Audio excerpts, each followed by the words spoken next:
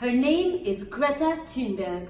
She's a 16-year-old Swedish climate activist that has inspired over 4 million people from 163 countries around the world, many of whom are teens, to protest against the adults and the governments about the effects of global warming on our burning planet.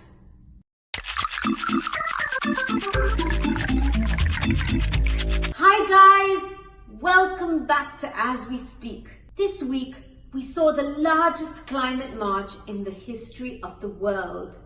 Millions of people protested, and the world is still feeling the ripple effects of passionate young teenagers who felt compelled to leave school from Afghanistan to the Antarctic and strike against global warming and protest for a cleaner and greener future. Because as they so rightly said, there is no planet B.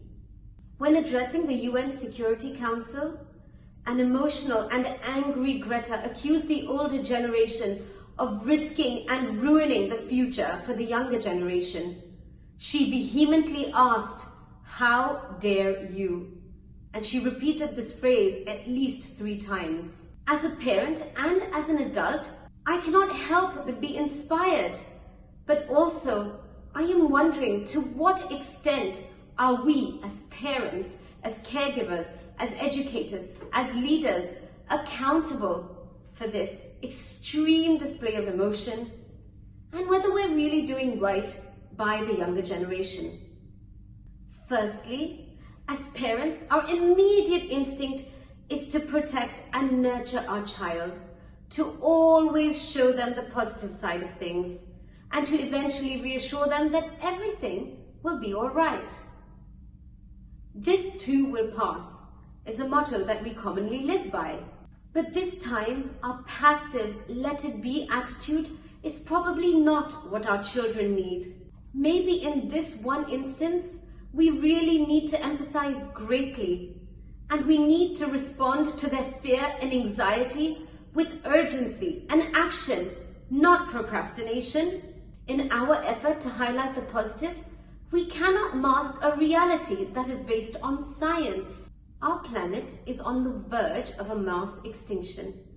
200 species are dying daily.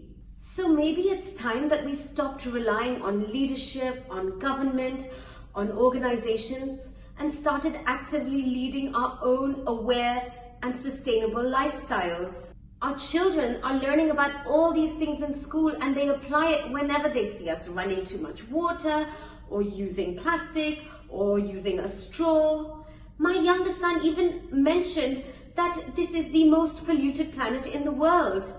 Maybe we need to go on our own sustainability journey and let them carry on theirs uninterrupted. I mean, aren't our children so much more mature than we were? All these children from these different parts of the world, they didn't skip school to play truant or go to the cinema or watch TV and play video games at home and chill. No, they skipped school to protest against climate change. We didn't even possess that kind of maturity when we were at that age. So while we should be so proud of them, we should also stop and reflect at the unfair burden that they bear so heavily. Which brings me to my next point, which is the fact that maybe we really need to rewire our mindset to actually prioritize what is really important right now. Yes, our children have to do well and they must perform in their academics. But when you think about the fact that the futures that we're gearing them up for might not exist, it begs the question of what actually takes precedence.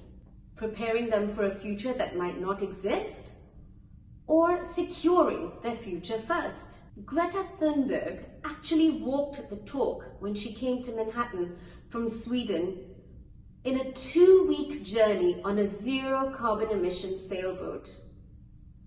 It makes us wonder, should we slow our lives down a little bit? Should we take trains when we can?